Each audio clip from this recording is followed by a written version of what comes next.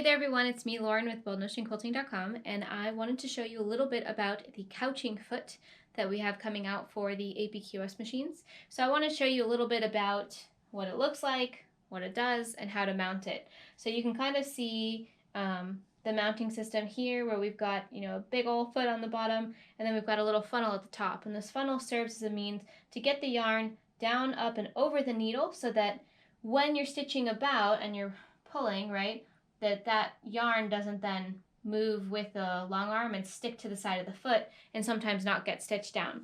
So that funnel plays a big part in making sure that that yarn stays right over where the needle is so that the needle can stab right into the yarn and get it. Now I want to show you how to take the yarn and mount it with the foot on your machine so that you can have the best possible success with the foot. Now, couching feet have not been done on APQS machines, and the reason for that being is that all of the APQS machines prior to 2019, those with the interchangeable hopping foot that do allow you to change your foot, they're all made, one at a time in the factory. All of the feet were hand welded, and so getting the precision that you need to do couching can be really difficult. So we found a diameter of a hole that works pretty well for the couching, and so far I've had no issues, but we'll have to see how it works for everyone once we get these on different machines to see if the hole sits in the right place for all of the machines. And so the hole just is barely big enough to fit around the needle, and so that leaves just enough space for it to couch the yarn. Now I'm using just a standard size yarn that I've had that I got from Joann to quilt with, and so for me this has worked really well. I have not tried thinner yarns yet to see if it still catches them as well as other ones, and I also haven't tried thicker yarns yet either. So as people are trying these different yarns out, I do ask that you proceed with caution so that you don't break your foot or break a needle, to make sure that everything is working just as it should. Because with APQS making their machines one by one, you kind of do have to, singly address whether or not this foot is going to work well for your machine. So let me show you how it's mounted and how to get it working. So we're going to take a quick look at our couching foot and just kind of see how, all of it is mounted up in there. So this is an extra wide base, and that extra wide base gives stability so that there's less flex back and forth to allow us to have a smaller hole so that there's less flex with the bowl as you're quilting. You have these two hex panhead gun screws, the little button head, and so these screws should be the same screws that you use with your other APQS feet, and so your Allen wrench should work to use these to mount your foot on.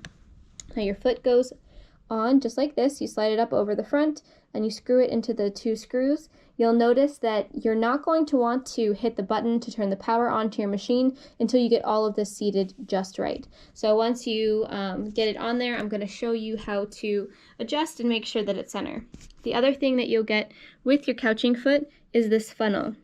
So the funnel has to mount, and you're going to need an R9 screw for this, and it comes with your kit. The funnel mounts to the frontmost screw on the left side of your machine. It is a little bit of an oval, so like mine's pushed this way, but I could probably push it back this way just a little bit more if I wanted to. And the funnel takes the yarn in and then holds the yarn up over the needle to ensure that the needle is catching it and stitching it at every point. So now, one of the more important things before you actually start stitching is once your foot's on, put your needle down in the hole. Make sure that your needle, and I know that this can't possibly, get a crystal clear visual, but make sure that your needle is directly in the middle of the hole. Okay, threading your needle with this foot on can be a little bit difficult. Look at how close it is to the back, but in order to keep the foot stable, it had to be this shape. So, that might be something that you don't love about the foot, but it definitely is a necessary evil. Okay, so you want to make sure that you're directly in the center of the hole. If you're not, with your needle down in the lowest position, you put a flathead screwdriver in here, you turn to the left, and that loosens this up.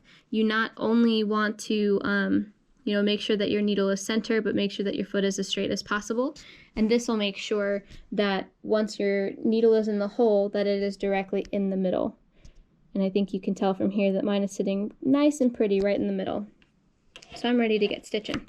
So let me show you what it looks like once I'm ready to start stitching. All right, so let's go ahead and thread our needle because I got my thread out of my needle. And so what I do is I poke the thread through, and then I use scissors and my thumb to pull the thread through, and I don't have a problem threading my needle at all.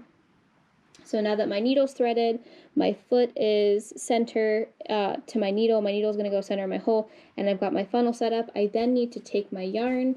We're going to create a lot of slack. We're going to take our looper, right? We're going to open up our looper, pull the yarn through, and then pinch it into the top. There's a little twisty part at the top, so it keeps all of this nice and taut. I slide my looper in, and when I put it in, it's wanting to go in between where the thread and the needle would go, so just make sure to pull it in front of the thread, okay? And then, as mentioned before, to thread your foot, you want to poke the bottom of the looper into the hole as best you can, and then you want to pull your machine forward. And what it does is it bends and pulls the looper. They're very flexible. You shouldn't have any problems. And then it pulls your yarn in through the hole. So now my yarn is sitting past my needle and in the hole and on my quilt top. When you're all done, you take the yarn out of the looper and you're ready to get stitching. Okay, this funnel keeps the yarn right over the needle, and as long as you keep a lot of slack of other yarn out, you shouldn't have any problems couching with it at all. So let's go ahead and give it a quick little test. All right, I'm getting ready to quilt for someone, so I don't want to quilt on their quilt sandwich. So if I pull my yarn all the way to the side, the needle can't hit it. Put my needle in, put my needle out, move over to the side, and bam, I can pull up my bobbin and my top thread, okay? Next, I can begin stitching. Simply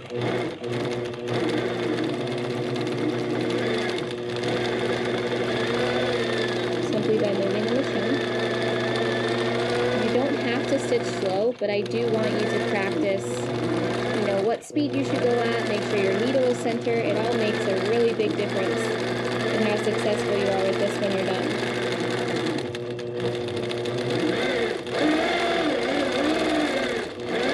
I think feathers are one of the hardest things to stitch with couching, because when you go over that curve, it's so easy for a knot to catch the yarn.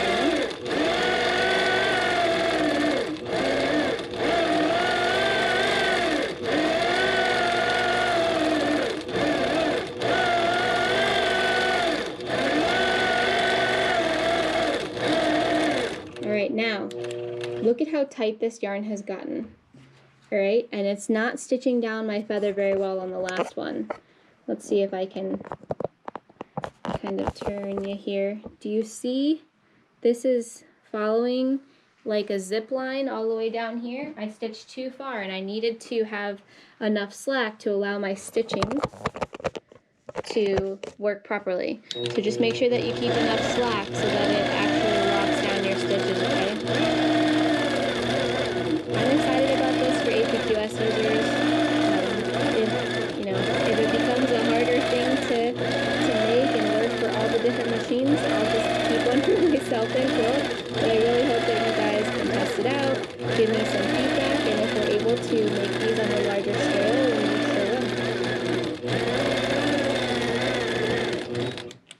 will. Alright, now let's take a look.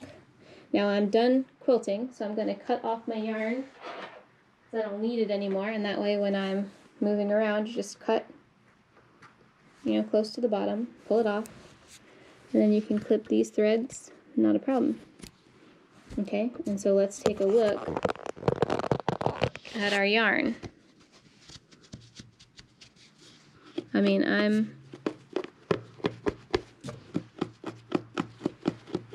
scratching pretty hard, and I'm not seeing any of this come up. That's not to say that it won't. If you use a thinner yarn, you're going to need to try that out. But this section is where it started pulling. See how that's not quite stitched? Because I didn't have enough slack. So make sure that you're following the proper method for how to keep slack so that you're able to, you know, quilt with the yarn on your machine. Try thinner yarns, try thicker yarns, and please email me at boldnotionquilting@gmail.com and give me some feedback. This video is originally made for the testers who are testing the foot, so if all goes well, I'll put this video out to the masses so that we can have more couching feet available. Thank you all for your time and for your diligence in practicing and testing out the foot, and I look forward to hearing back from all of you. Take care and have a wonderful day.